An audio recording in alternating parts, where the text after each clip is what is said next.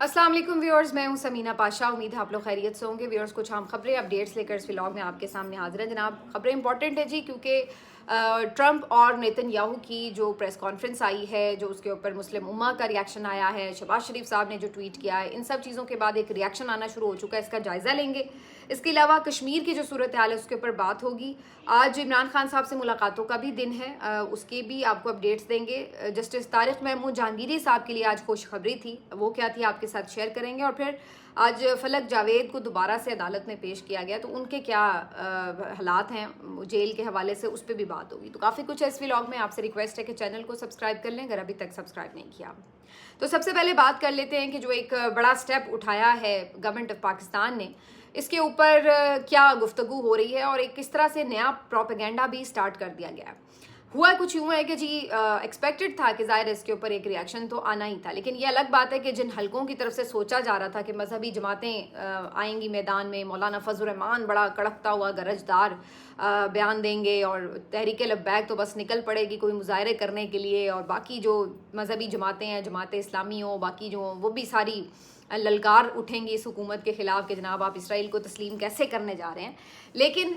इसके बरक्स हुआ क्या? इसके बरक्स ये हुआ कि ये तमाम लोग खामोश हैं। ना तो मौलाना का कोई बयान आया है, ना ही तहरीक लब्बैक ने कोई चूँ चरा की है, और ना ही जमात इस्लामी ने किसी एहतजाज की कॉल दी। अलबत्ता हाफिज़ नईमुर रहमान साहब ने एक छोटा मोटा ट्वीट ज़रूर किया कि जो हमारे लिए एक्सेप्टेबल नहीं है ये जो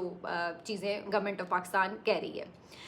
लेकिन ये वही रिवायती मजहबी मुनाफ़कत है जो हमें नज़र आ रही है। उसकी वजह ये है कि हम तो पहले ही आपको 2 साल से ये बार बार बता रहे हैं कि ये तमाम जितने भी लोग थे, चाहे सिविल सोसाइटी के थे, वकला तंजीमें थीं, आज़ाद मीडिया था, मजहबी जमातें थीं, ये सब किस तरह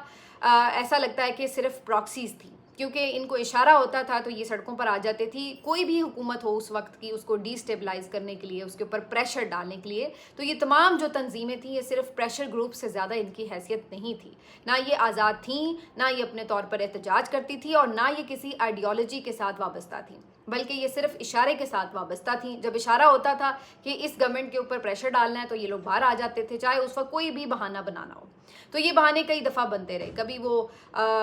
जो इन्होंने किसी कानून के ऊपर बना दिया 295C के ऊपर, कभी किसी बात पे बना दिया कि जी उस सफ़ीर को क्यों नहीं निकाला, तो उसके ऊपर एहतजाज शुरू हो गया, कभी किसी बात पे। लेकिन ये सारे मकसद सिर्फ यही हुआ करते थे कि जनाब जो भी मकामी उस वक्त की हुकूमत है उस वक्त उसको अंडर प्रेशर लाना है। अब पिछले 2 साल से इंसानी हुकूक की जितनी मर्जी खिलाफ वर्जियाँ हुई हों, पिछले 2 साल से ख़वातीन के हुकूक की जितनी मर्जी पामालियाँ हुई हों, पिछले 2 साल से चादर चार दीवारी का तक़द्दुस पामाल हुआ हो, पिछले 2 साल से बुनियादी चीज़ों के ऊपर, मजहबी मामलात के ऊपर जो पहले हमें रिवायती नज़र आता था एहतजाज और ये वो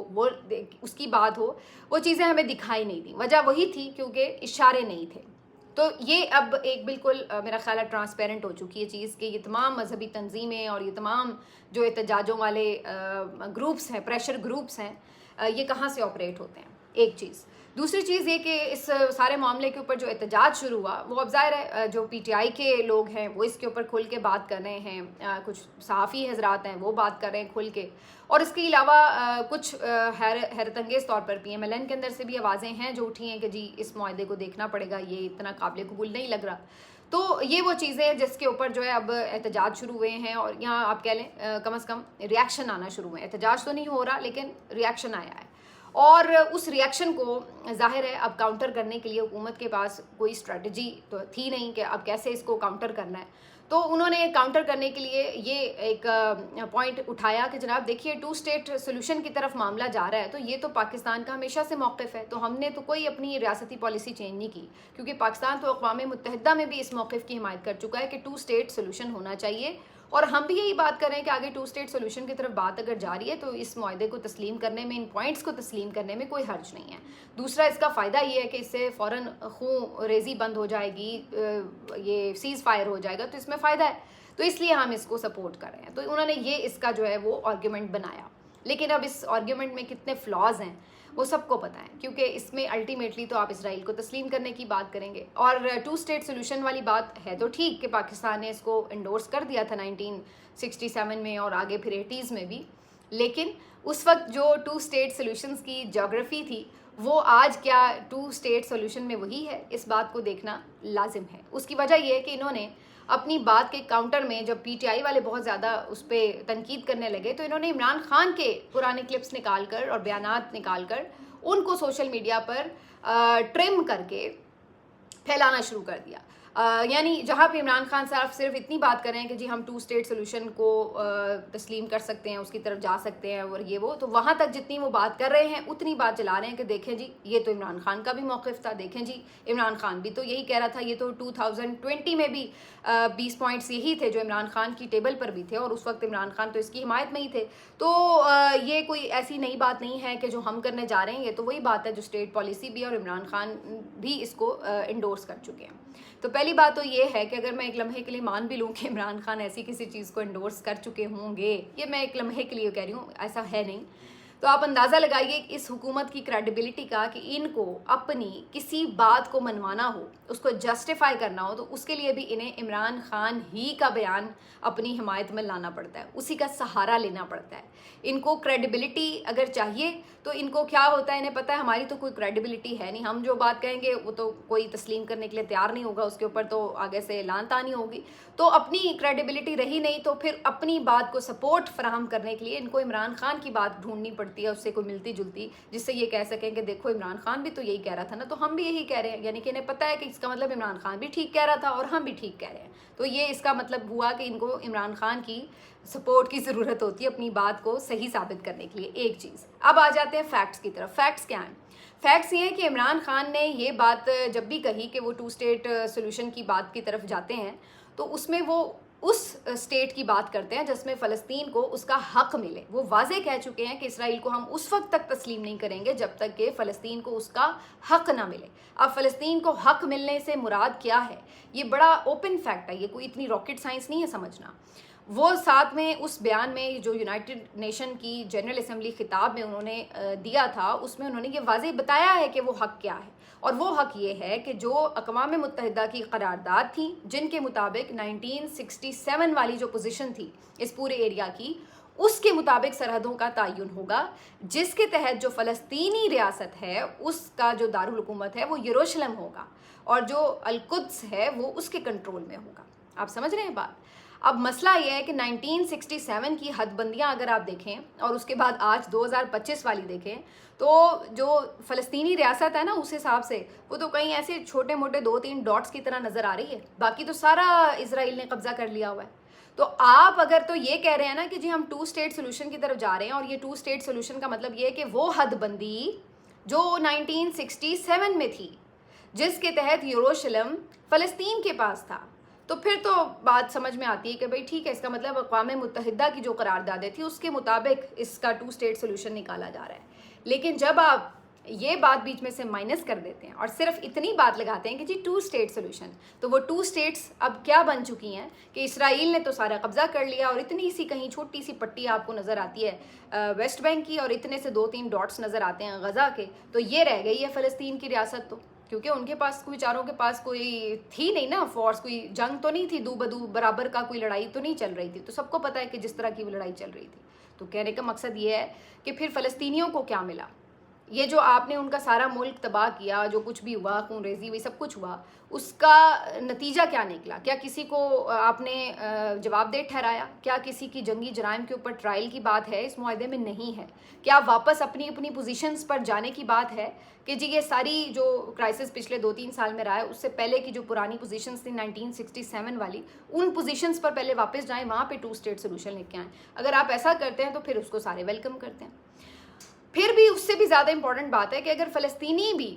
آج والی پوزیشن کو اکنالج کر دیں اور وہ کہیں کہ جی ٹھیک ہے اب ہماری بس تھکن ہو گئی, اب ہم مزید نہیں لڑ سکتے, اب ہماری جان خلاصی کی جائے اور ہمیں یہی اسٹیٹ منظور ہے جو بھی ہمارے پاس بچا کچا ہے, تو پھر بھی بات ہے, آپ کہہ سکتے ہیں کہ اگر فلسطینی اب اپنے حق کے لیے نہیں لڑے تو ہم کیا بات کریں. لیکن اس انداز سے,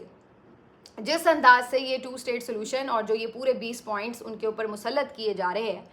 اس کی ایک آسان میں آپ کو اگر مثال سمجھا دوں, ویسے مثال بڑی آکورڈ ہے لیکن میں آپ کو صرف آسان الفاظ میں سمجھانے کے لیے کہہ رہی ہوں, معذرت اگر کسی کو گراں گزرے, کہ یہ بالکل ایسے ہی ہے کہ جس سے کسی خاتون کا, بے بس خاتون کا آپ روز گینگ ریپ کر رہے ہیں اور باقی جو ارد گرد کھڑے لوگ ہیں وہ اس گینگ کو روک نہیں سکتے، وہ کہتے ہیں کہ یار یہ اب بدماشی پترا، ہم اس کو روک نہیں سکتے، ٹھیک ہے۔ اس کے بعد آپ سارے وہ جو ارد گرد کھڑے تماشبین ہیں وہ اس بے بس خاتون کو یہ کہیں کہ چونکہ اب ریپ تو تمہارا روز ہونا ہی ہونا ہے، ہو ہی رہا ہے، تو اب یوں کرو تم اس سے نکاح کر لو تاکہ اس کو ایک لیگل کور مل جائے، کیونکہ ہم تمہیں بچا تو نہیں سکتے، تو چلو اب یوں کرو جو ہو گیا سو ہو گیا، اس کو ایک لیگل کور دے دو۔ یہ بالکل اسی طرح ہی ہے کہ فلسطین کے ساتھ آپ نے یہ کیا ہے، اور اس کے بعد اب سارے مل کے عرب ممالک اور سب لوگ اس کو یہ کہہ رہے ہیں کہ اب اس کو ایک لیگل کور دے دو، اس کو ایکسیپٹ کر لو معاہدے کے تحت، جو ہو گیا سو ہو گیا، جو اس کے پاس چلا گیا اسرائیل کے پاس سو چلا گیا، اب تم بس اپنی جان خلاصی کروا لو۔ تو یہ مجھے تو یہ اس قسم کی ایک سچویشن جو ہے وہ اس کی مثال سمجھ میں آتی ہے۔ باقی عمران خان کا جو بیان ہے اس کو آدھا چلا کے انہوں نے اس میں فوراً آگے ایکسپلین کیا ہوا ہے کہ 1967 کی جو پوزیشن ہے اس کے مطابق 2 اسٹیٹ سولوشن، اس کو نہیں یہ چلا رہے، بس وہ لگائی جا رہے ہیں چھاپا کہ جی عمران خان نے کہا تھا 2 اسٹیٹ سولوشن۔ تو چلیے یہ تو آپ مان گئے کہ عمران خان ہی کی سپورٹ آپ کو چاہیے اپنی بات منوانے کے لیے۔ بہرحال عمران خان صاحب کی بات کوئی مانے یا نہ مانے، نیتن یاہو صاحب خود آ کے بعد میں جو ٹرمپ سے ملاقات ہوئی ہے اس کے بعد آ کے بڑے واضح الفاظ میں انہوں نے ایک ویڈیو ریکارڈ کرائی ہے، اس میں تو وہ 2 اسٹیٹ سولوشن کو مان ہی نہیں رہا بھائی، وہ تو صاف کہہ رہے ہیں کہ کوئی فلسطینی ریاست کو ماننے کے لیے وہ تیار نہیں ہے، نمبر 1۔ نمبر 2 یہ کہ وہ یہ بھی نہیں کہہ رہے کہ ان کے فورسز جو ہیں وہ وہاں سے نکل جائیں گی، وہ تو کہہ رہے ہیں ہماری فورسز وہاں پہ موجود رہیں گی۔ تو پھر کاہے کی جنگ بندی ہو رہی ہے اور کاہے کا یہاں پہ 2 اسٹیٹ سولوشن نکل رہا ہے؟ تو سب سے پہلی بات تو یہ کہ فریقین بھی اس بات کو تسلیم کر رہے ہیں کہ جی ہاں یہ ایک 2 اسٹیٹ سولوشن ہمیں قبول ہے۔ اگر تو وہ کر رہے ہوں تو پھر بھی اس پہ آگے بحث بند ہو جاتی ہے کہ چلو بھائی اگر انہوں نے قبول کر لیا تو پھر اب آگے ہم کیا بات کریں۔ تو پہلے یہ دیکھنا ضروری کہ فریقین کی اس میں رضامندی کیا ہے۔ بہرحال جی اب یہ تو اس پہ ڈسکشن آنے والے وقت میں بھی چلتی رہے گی۔ پی ٹی آئی نے بھی آج اپنی ایک اسمبلی لگائی ہوئی تھی اسمبلی ہال کے اندر، اور انہوں نے اس کے خلاف ایک قرارداد بھی منظور کی ہے، تو اس کے اوپر بھی انہوں نے ظاہر ہے کہ شور مچایا ہے کہ جی نامنظور، اسرائیل کی منظوری جو ہے وہ ہمیں نامنظور ہے۔ تو یہ ساری باتیں اب وہ ظاہر ہے اس کے اوپر پولیٹیکلی پوری بات کریں گے۔ اگر عمران خان صاحب کا آج بیان آتا ہے اس پہ، اگر ان کی ملاقات ہوتی ہے آج اپنی بہنوں کے ساتھ، تو پھر ان کا بیان بھی ایکسپیکٹڈ ہے کہ آ سکتا ہے اس موضوع پہ۔ ویسے ہو بھی سکتا ہے کہ ان کا بیان اگر ان کی ملاقات ہی نہ ہو تو وہ ہو سکتا ہے کہ بیان نہ دیں، اس کے اوپر پھر ایک علیحدہ پروپیگنڈا شروع ہو جائے گا کہ جی بیان نہیں دیا بھائی کوئی ملے گا جا کے تو پھر وہ شاید کوئی بیان بھی دیں۔ یہ ہو گئی صورتحال۔ اب آ جاتے ہیں کہ کیا صورتحال ہے جناب جو کشمیر کی جو سچویشن ہے۔ کشمیر میں جی کافی کرٹیکل سچویشن ہو چکی ہے، جیسے میں نے آپ کو کل بھی بتایا تھا، یہاں پر اب جو لوگ ہیں احتجاج کے لیے پھر سے باہر نکلے ہوئے ہیں، اور انہوں نے اپنے مطالبات منوائے بغیر جانا کوئی نہیں اندر، سیدھی بات ہے۔ ان کے جو مزاج ہیں، جو ان کی مزاحمت ہے وہ پاکستانیوں جیسی نہیں ہے، وہ اس سے مختلف ہے، ان کو اپنی بات منوانی آتی ہے۔ کل آپ نے دیکھا وہاں پہ فائرنگ کا واقعہ پیش آیا، اس میں خبر یہ ملی کہ 2 لوگ، کچھ کے مطابق 1 شخص جاں بحق ہوا ہے۔ اب وہ جو جاں بحق ہوا ہے اس کے بعد سے فردر اس میں احتجاج میں مزید زور آ گیا ہے، اور کل رات سے یہ لوگ مختلف جو کشمیر کے انٹری پوائنٹس ہیں وہاں پر پہنچے، انہوں نے جا کے انہیں بلاک کر دیا جہاں سے پاکستان سے کشمیر میں داخل ہوا جا سکتا ہے، تو انہوں نے ان پوائنٹس کو بلاک کر دیا ہے۔ آج بھی بڑی تعداد میں لوگ جو ہیں وہ باہر ہیں اور سڑکوں پر احتجاج کا سلسلہ جاری ہے۔ اب میڈیا جو اس کے اوپر بڑی عجیب و غریب کوریج کر رہا ہے، یہ اور زیادہ میرا خیال ہے کہ خوفناک بات ہے کہ آپ کم از کم حقائق تو سامنے رکھیں۔ اب وہ کشمیر کوئی ایسا دشمن علاقہ نہیں ہے کہ جس کے اوپر آپ غلط قسم کے کشمیریوں کے اوپر الزامات لگا رہے ہیں، لیکن کیا ہے کہ انہیں یوں ریپرزینٹ کیا جا رہا ہے کہ جی کشمیریوں نے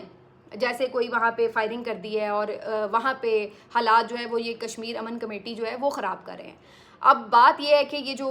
مسلم کانفرنس ہیں، ان کے کچھ لوگوں کے اوپر مبینہ طور پر یہ الزام ہے، انہوں نے فائرنگ کی ہے اور یہاں پہ حالات خراب کرنے کی کوشش کی ہے، جبکہ جو کشمیری ہیں انہوں نے پھر بھی صبر کا دامن پکڑا۔ انہوں نے کہا کہ ہم واپس کوئی یہ نہیں کر رہے کہ ہم فوج پہ جا کے اٹیک کر دیں گے، ہم یا کوئی اور ایسی چیز کریں گے، ہم پرامن تھے، پرامن رہیں گے، لیکن یہ فائرنگ کی ہے جنہوں نے، ہم ان کو نہیں چھوڑیں گے۔ انہوں نے کہا ہے کہ جی ہم پاکستان کے ساتھ تھے اور ہم آج بھی کوئی پاکستان مخالف بات تو نہیں کر رہے، ہم کوئی علیحدگی کی بات تو نہیں کر رہے، وہ تو اپنے مطالبات میں بڑے واضح ہیں، اور ان کے مطالبات بڑے سمپل ہیں، عام عوامی مطالبات ہیں کہ بجلی بہتر کی جائے، سچویشن نیٹ بہتر کیا جائے، آٹے کی جو ریٹس ہیں اس کے اوپر وہ بات کرتے ہیں، روزگار کی بات کرتے ہیں، رشوت ستانی اور بدعنوانی محکموں سے ختم کی جائے، جو ملازمتیں ہیں وہ فراہم کی جائیں، جو اسمبلی میں کوٹا سسٹم ہے اس کے اوپر ان کا مطالبہ ہے۔ تو اس ٹائپ کے ان کے مطالبے ہیں جو کہ نارملی کہیں پہ بھی کسی بھی جگہ پہ ہو سکتے ہیں۔ تو کوئی ایسا ان کا مطالبہ نہیں ہے جس کے اوپر آپ یہ کہیں کہ جی یہ کوئی خدا نخواستہ دشمن ملک کا ایجنڈا لے کر آگے بڑھے ہیں. لیکن یہاں پر میڈیا میں ایک تو پہلے یہ جھوٹ بولا جا رہا ہے کہ جی ان کی ہڑتال ناکام ہوئی ہے جبکہ انہوں نے ایک کامیاب ہڑتال کی ہے. دوسرا جھوٹ یہ بولا جا رہا ہے کہ جی یہ لوگ کوئی ایجنڈے کے تحت حالات وہاں پہ خراب کر رہے ہیں, حالانکہ وہ تو ایک پرامن احتجاج کر رہے ہیں. ایجنڈے کے تحت حالات تو وہ خراب کر رہے ہیں جو گولیاں چلا کر اور لوگوں کو اشتعال دلانے کی کوشش کرتے ہیں. پھر تیسرا اس پہ وہ احتجاج یہ کرتے ہیں کہ جی یہ لوگ یہاں پہ شرپسندی کرنا چاہ رہے ہیں اور اس سے جو ہے وہ سارا علاقہ جو ہے ڈسٹرب ہو رہا ہے. تو یہ بیسکلی ایک اگین پاکستان کے اوپر پریشر ڈالنے کی کوشش ہے. لیکن ان تمام جھوٹوں کا انہوں نے جواب جو ہے وہ دیا ہے, اور وہ کہتے ہیں کہ یہ پاکستانی میڈیا کی کریڈیبلٹی ہے کہ ان کو جو بتایا جاتا ہے کہ یہ کہہ دو وہ چلا دیتے ہیں, حقائق نہیں دکھا رہے. جبکہ انٹرنیٹ وغیرہ وہاں پہ بند ہے, بڑی مشکل سے حقائق وہاں سے جو ہیں یہاں تک پہنچ رہے ہیں. ویڈیوز بھی بعض اوقات جو دن کی ہیں وہ رات میں آ کے پہنچ رہی ہیں اور چل رہی ہیں. تو اس قسم کے بھی معاملات وہاں پہ ہو رہے ہیں. تو یہ سچویشن جی کشمیر کی ہے, اس کو بڑا ڈیلیکیٹلی ہینڈل کرنے کی ضرورت ہے. دیکھتے ہیں اس کے اوپر فردر کیا ہوتا ہے. لیکن ایک اچھی خبر آج بہرحال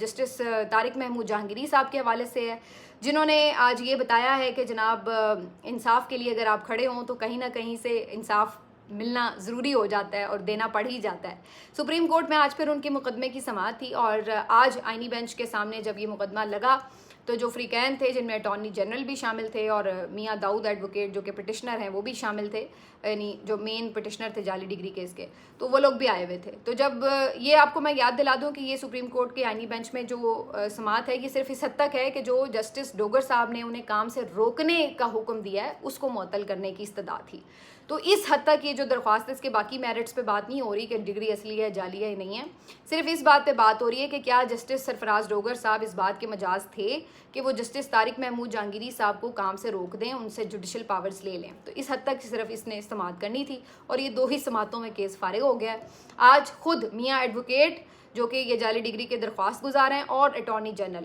ان دونوں نے اس موقف سے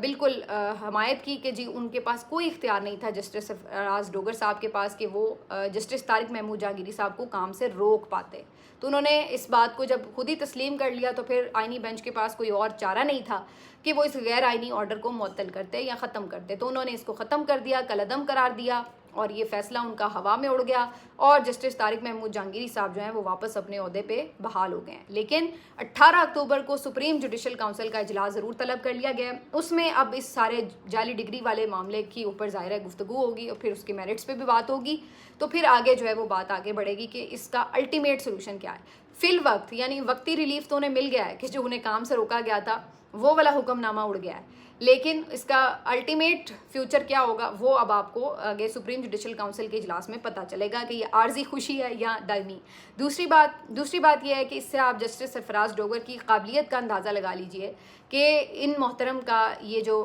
حکم نامہ ہے اس میں ان کی بدنیتی جھلکتی ہے کہ انہوں نے فوراً سے اپنے اختیار سے تجاوز کرتے ہوئے ایک جج کو کام سے روکا, جبکہ اس وقت بھی اس کی نظیریں موجود تھیں کہ ایسا کوئی مشکل کام نہیں تھا, یہ آپ یہ نہیں کر سکتے تھے کہ جج کو کام سے روک دیتے. تو یہ بڑے افسوس کی بات ہے کہ ان کی طرف سے اس طرح کی بہت ہی آپ کہہ لیں کہ یہ نالائکی والا فیصلہ تھا جو کہ ایک دن نہیں ٹھہر سکا, جس کے اوپر آرگیو ہی نہیں کرنے کی ضرورت پڑی, جس کے اوپر خود جو فریقین تھے انہوں نے آ کے سرنڈر کر دیا کہ بھائی اس کے اوپر ہم کیا آرگیو کریں, ہم اس کی وضاحت نہیں کر سکتے. تو یہ حالات تھے. اتنے قابل جج کو 16ویں نمبر سے اٹھا کے لاہور ہائی کورٹ سے اسلام آباد ہائی کورٹ میں بٹھا کے چیف جسٹس بھی بنا دیا گیا ہے. تو یہ ہے آپ کے نظام انصاف کی حالت. آخر میں نظام انصاف کی حالت کی بات ہو رہی ہے تو فلک جاوید کی بھی سن لیجئے, جن کو آج مزید 4 روزہ ریمانڈ پر جسمانی ریمانڈ پر جیل بھیجا گیا ہے. اچھا, یہ جو فلک جاوید کا معاملہ ہے اس پہ 6 روزہ پہلے جسمانی ریمانڈ تھا, آج انہیں دوبارہ پیش کیا گیا. تو انہوں نے آ کے یہاں پہ عدالت میں یہ اسٹیٹمنٹ دیا ہے کہ جی ان کو کل رات تھانے میں رکھا گیا, جبکہ یہ الاؤڈ نہیں ہوتا کہ آپ تھانے میں رکھیں. تھانے میں کسی بھی فیمیل خاتون کو جو ہے وہ نہیں رکھا جاتا, آپ جیل بھیج دیتے ہیں شام ہوتے. تو انہوں نے کہا ہے کہ انہیں جان بوجھ کے تھانے میں رکھا گیا اور ان کو انسلٹ کرنے کی کوشش کی گئی, اور اس پہ انہوں نے پھر وہ بہت خوفناک یعنی انداز میں گرج برس رہی تھیں عظمیٰ بخاری صاحبہ کے اوپر بھی اور مریم نواز کے اوپر بھی, اور انہوں نے کہا کہ یہ لوگ ظلم کر رہی ہیں عورتوں کے اوپر, اور بڑی انہوں نے لعن طعن بھی کی. لیکن بہرحال